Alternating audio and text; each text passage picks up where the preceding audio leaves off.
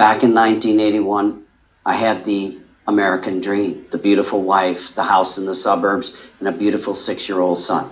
And one day I went to work, kissed my son goodbye, and never saw him again. In 2 weeks, I became the parent of a murdered child, and I'll always be the parent of a murdered child. I still have the heartache. I still have the rage. I waited years for justice. I know what it's like to be there waiting for some answers. And over those years, I learned how to do one thing really well, and that's how to catch these bastards and bring them back to justice. I become a manhunter. I'm out there looking for bad guys. Hi guys, welcome back to New Zealand Mysteries. This is TJ. I am betting that some of you know the guy in that video. That is John Walsh. His face and voice are quite recognisable around the world. He was the host of America's Most Wanted for many years. That was a clip from his show On the Hunt with John Walsh, and I know he has gone on to do another program or two. I think that some of you know that he had a son that was murdered, obviously, but I don't know if any of you know the story of what happened to his son Adam Walsh. So that's the story we're going to look into today. Before we get started, if you want to have a look at our Facebook page and our website, there is links below in the description box. You will find links to all sorts in there, all the sources that we've used, and also my email. It would be nice if you could support the channel. If you like, press like, and if you dislike, I guess. But it would be great if you could subscribe and hit the notification bell so you can get notified when we drop some new stories. I would like to apologise for the quality of the video and audio, and myself really. I'm still figuring out how this works, and I'm pretty new, and I don't have the best equipment, so I'm just working with what I got. If you'd like to support the channel and donate, there is also links in the description box below to buymeacoffee.com, which you can for $3. I love my coffee. And also to patreon.com. Let's get going. So this is a picture of the gorgeous 6.5-year-old boy that went missing, Adam Walsh. It's a gorgeous picture. So what I'm going to do is I'm going to give you a sort of overview of the case, and then I've got a couple of clips to show as well. But for some background, on the afternoon of 27th July 1981, Adam's mother, Reve, took him shopping with her to the Hollywood Mall in Hollywood, Florida. Hollywood is a city in Broward County, Florida, between Fort Lauderdale and Miami. Now, Reve and Adam went together to the department store Sears, which is quite popular in America. We don't have here in New Zealand. Reve intended to inquire about a lamp which was on sale, and when they got into the department store, going past the toy section, never do that with kids, there was a group of boys playing and watching this new thing out called an Atari 2600, and they were playing it on a TV. Now, back in 1981, this was huge. Video games had just come out, and it was mesmerizing for kids, and it was exciting, and yeah, you can imagine. Computer games were just all the rage. Adam begged his mum to let him stay and watch these boys play the game. And I can remember the exact same thing with my kids. We've been in the store, and the lights and everything going on has mesmerised them, and they've begged me to please stay here, Mum, and play or watch these games. I don't want to go shopping with boring old Mum. So his mum let him stay, and she could actually see him. She was only going 3 aisles sort of away. So Reve completed her business in the lamp department. It was only about 10 minutes later, around 12:15 p.m. She said she returned to find that Adam and the other boys had disappeared. She searched absolutely everywhere, frantic, obviously, being a mum. I know, I've lost my kids occasionally, but she searched everywhere, in the car park, in the store, in the mall, you name it. So she searched everywhere. There was no cell phones at that time, so she was going out to the payphone to ring the police. I couldn't imagine how Reve felt knowing that she couldn't find her boys.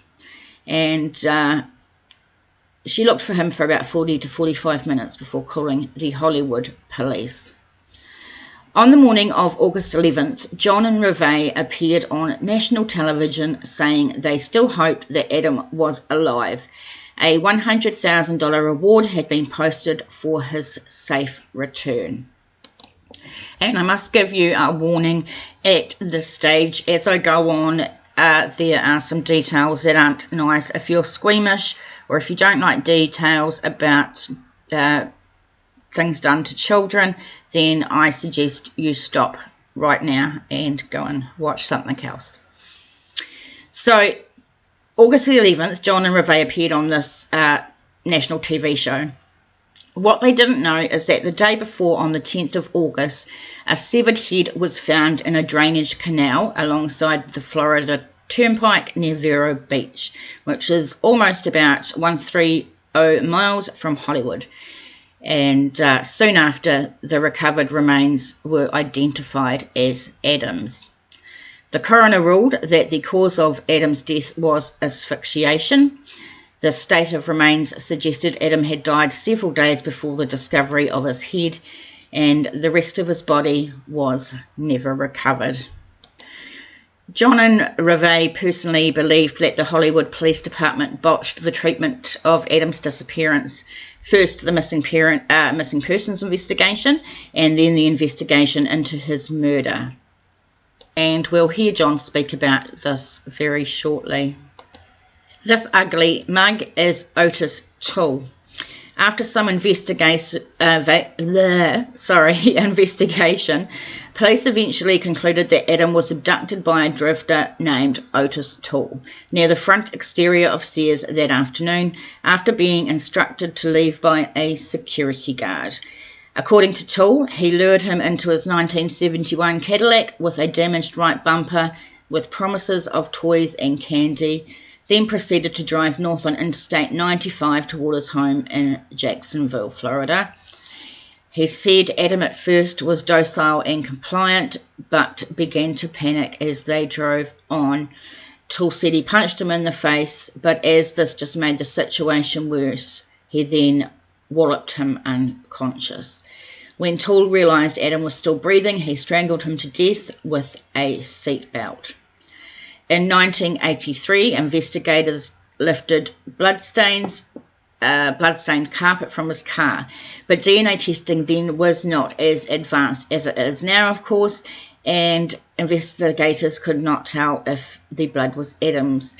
It is reported that when a detective assigned to the case in 1994 went to order DNA testing on the bloodstained carpet from that car, the carpeting and the car itself were found to be missing. Toole repeatedly confessed and then retracted accounts of his involvement. Toole was never charged in Adam's case, although he provided seemingly accurate descriptions as to how he committed the crime. Several witnesses also placed him in the Hollywood area in the days leading up to Adam's disappearance. In September 1996, he died in prison, aged 49, of psoriasis, while serving a life sentence for other crimes. Before we move on, we're just going to watch a couple of clips about the disappearance, and this is from Zenial Hipsterburn that put together this. 1981, Walsh's wife Reve and their 6-year-old son Adam were at this Sears store in the Hollywood Mall. Reve let Adam watch a group of older boys play video games while she was 3 aisles away shopping for a lamp. When she returned about 5 to 10 minutes later, Adam was nowhere to be found. Literally thousands of posters just like these are being distributed all over Florida. The Walshes launched what's still considered today Florida's largest search for a missing child. He's our only child. He's a beautiful little boy, and We just want them back more than anything. I just want that person to know that we want to help them as well as Adam. One moment, Adam is playing video games at a Sears store. The next minute, he's gone, vanished. There were shoppers all around, even a security guard. It was the middle of the day, yet no one really saw much of anything. The sun went down, the store closed, and Adam was nowhere to be found. We're the parents of Adam Walsh, who's been missing since yesterday noon from the Hollywood Sears Mall on Hollywood Boulevard. 6.5 years. Reve Walsh. We'd appreciate anyone with any information about him or have seen him or think they saw him to please call the Hollywood police. I am prepared to offer a substantial reward for any information leading to the safe giving up of Adam, and to any of the people out there that might be holding Adam. We are prepared to negotiate ourselves with them for a safe release of Adam. Police were baffled. How could a little boy disappear from a crowded store in the middle of the day? The police station just across the street. So going back to this ugly bastard, Tool. So Tool repeatedly confessed and then retracted accounts of his involvement. Tool was never charged in Adam's case, I think we said. After he died, his niece told John that he made a deathbed confession to Adam's murder. His confession was viewed as unreliable since he confessed to or implicated himself in many different homicides. In 1997, Hollywood Police Chief Rick Stone conducted an exhaustive review of Adam's case. Although the crime happened 16 years before the time of his review, he provided an analysis of the evidence, including reviewing taped interrogations of Toole. Stone says his review found evidence beyond a reasonable doubt that Toole murdered Adam.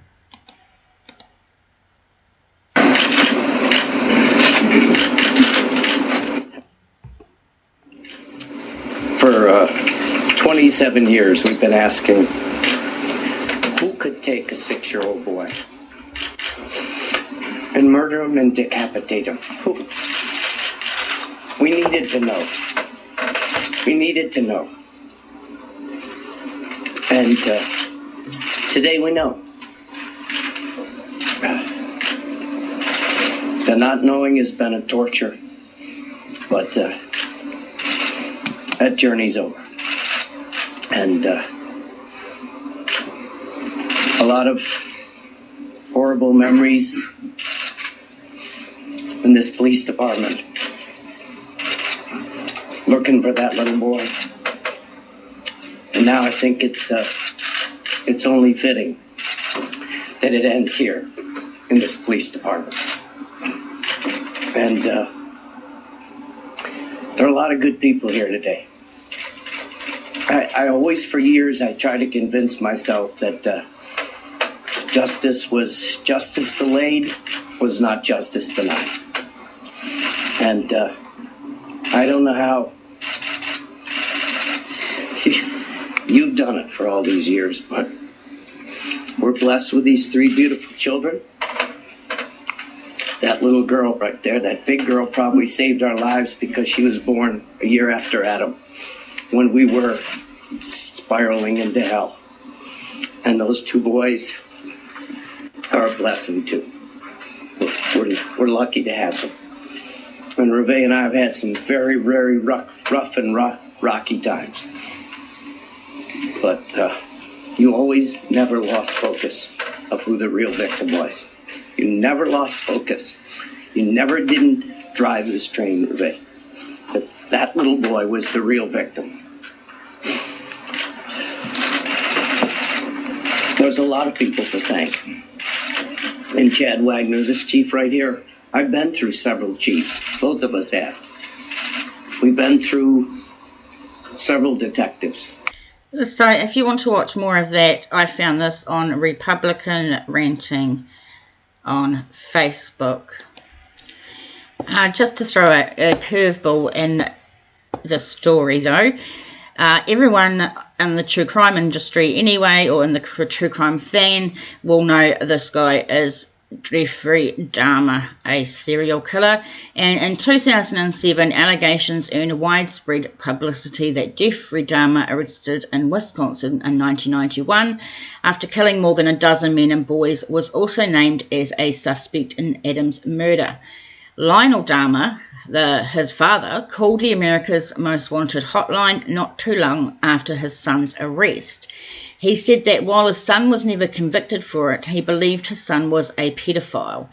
He was living in Miami Beach at the time, and 2 eyewitnesses placed him at the mall on the day Adam was abducted.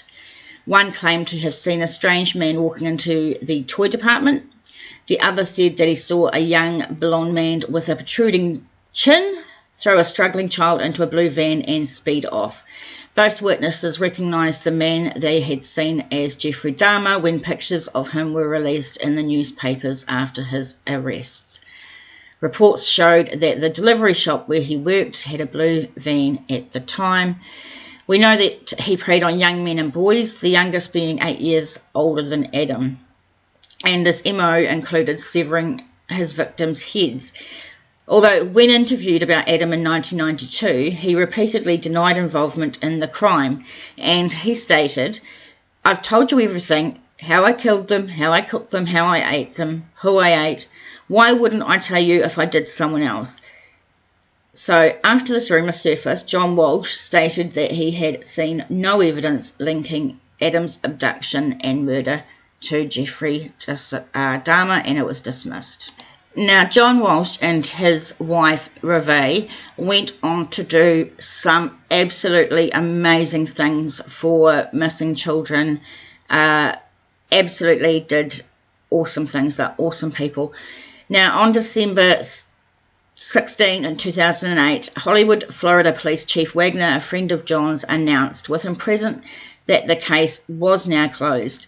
An external review of the case had been conducted, and police announced after the release of a book by John Walsh that they were satisfied that Toole was the murderer. Now, this book was called Tears of Rage, From Grieving Father to Crusader for Justice, the untold story of Adam Walsh. A television film, Adam, was made, and it premiered on October the 10th, 1983. The film was based on Walsh's kidnapping and murder and attracted 38 million viewers. That is insane. On its first airing. Each of its 3 broadcasts in 1983, 1984 and 1985 were followed by pictures and descriptions of missing children. A hotline was also created to take calls. The pictures and hotline were ultimately credited with finding a number of missing children. 13 of the 55 children shown in the 1983 broadcast were located. What an amazing thing that they've done, and what the results, how awesome. 13 out of 55. Absolutely amazing. There was some other amazing things that Reve and John did. In 1984, the US Congress passed the Missing Children's Assistance Act, owing in part to the advocacy of the Walshes and other parents of missing children. It allowed the formation of the National Centre for Missing and Exploited Children, which we all know is an amazing centre in the US who does amazing work on behalf of missing children. The Code Adam program for helping lost children in department stores is named in Adam's memory. And the US Congress passed the Adam Walsh Child Protection and Safety Act on July 25, 2006, and President Bush signed it into law on July 27th. The signing ceremony took place on the south lawn of the White House, attended by John and Reve. I'm going to now play a video of John going over a few details, and we'll watch that.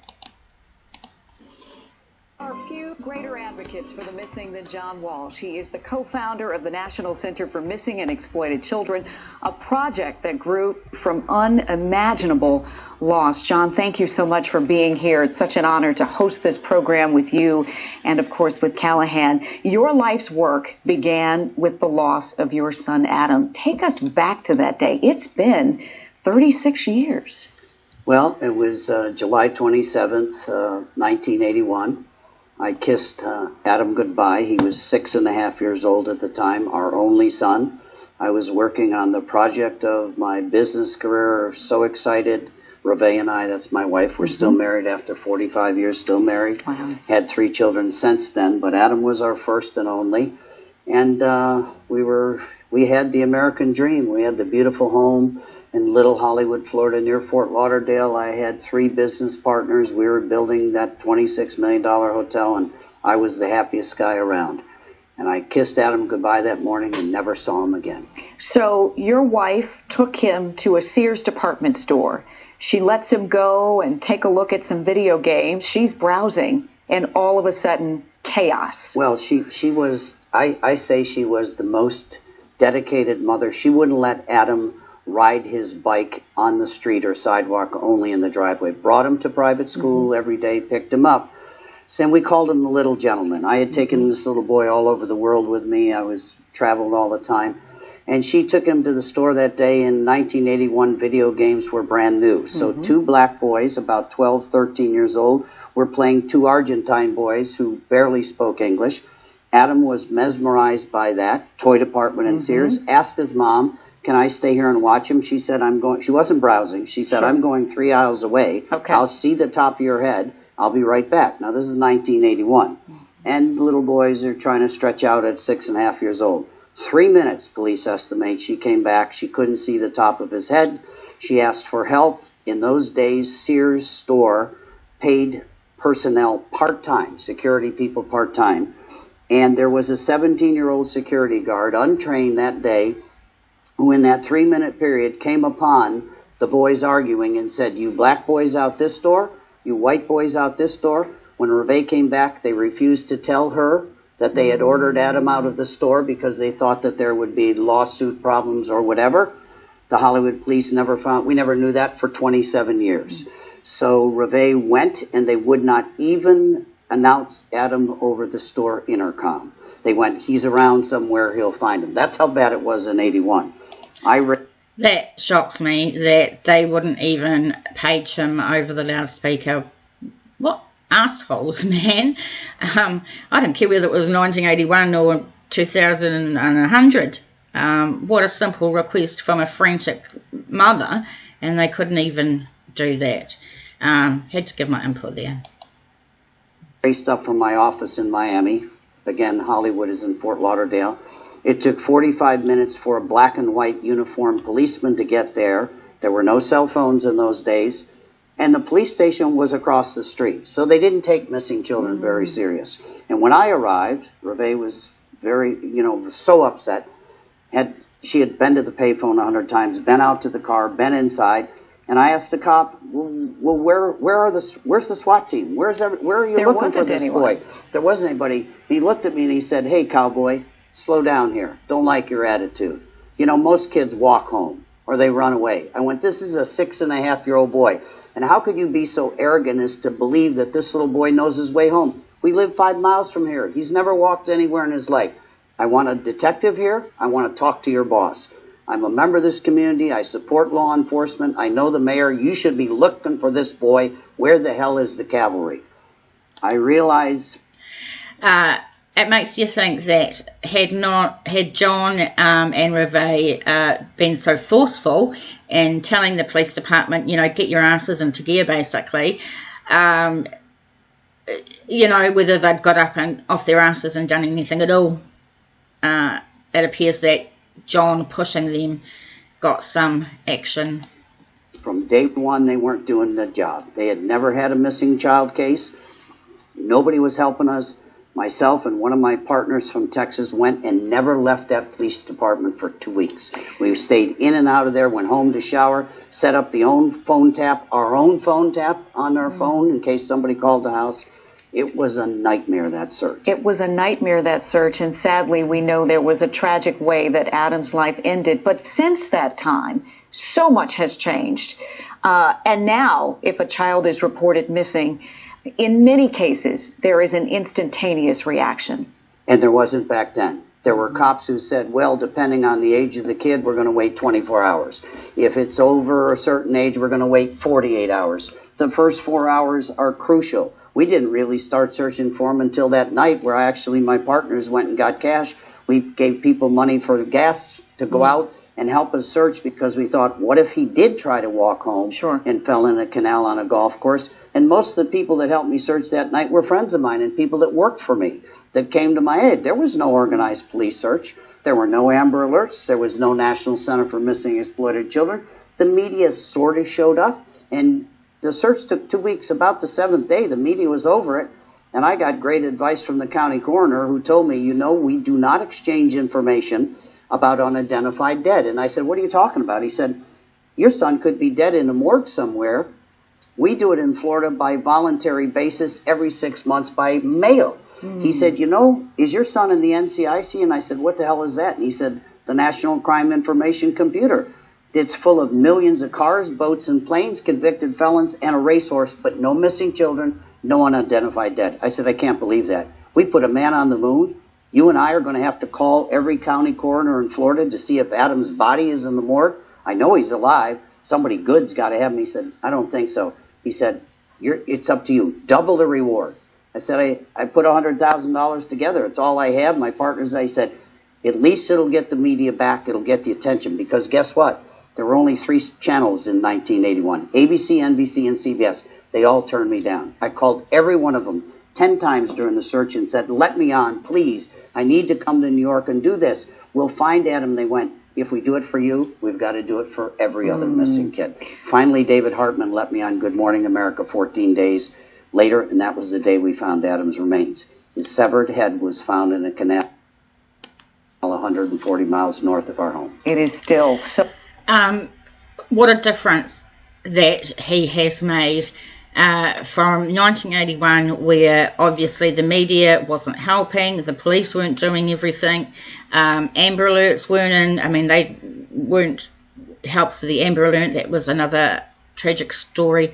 But the Centre for Missing and Exploited Children, he has campaigned, him and his wife have campaigned and changed so much for missing children.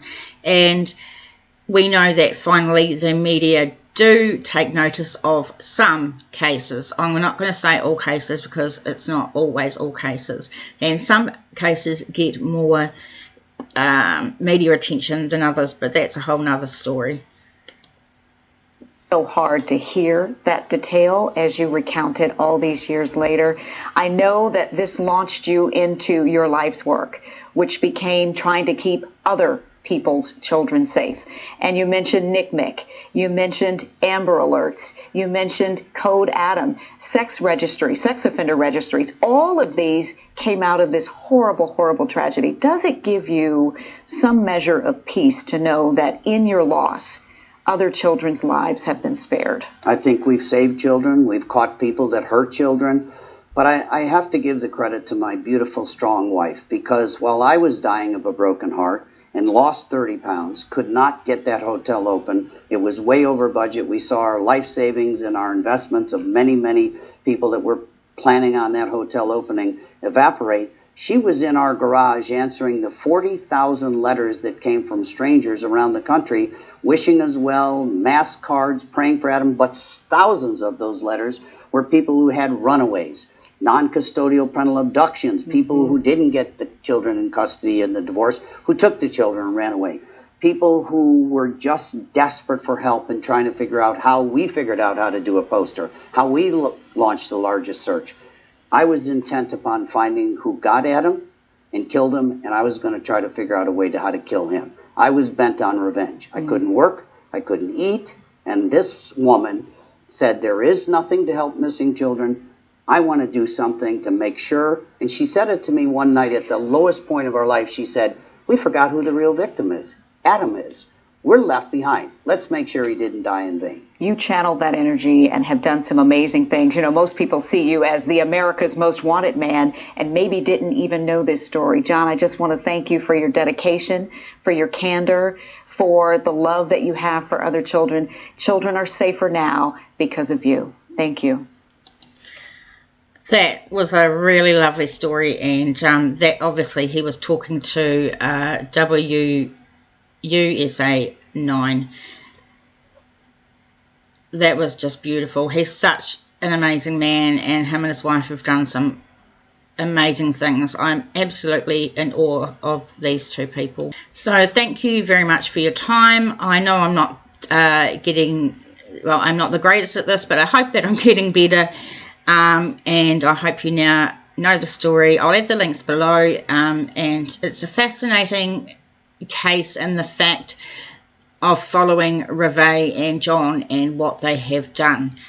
He's not just the man from America's Most Wanted that had a child killed. You know, he has done some amazing things. I hope to see you next time. Thank you very much. I'm out.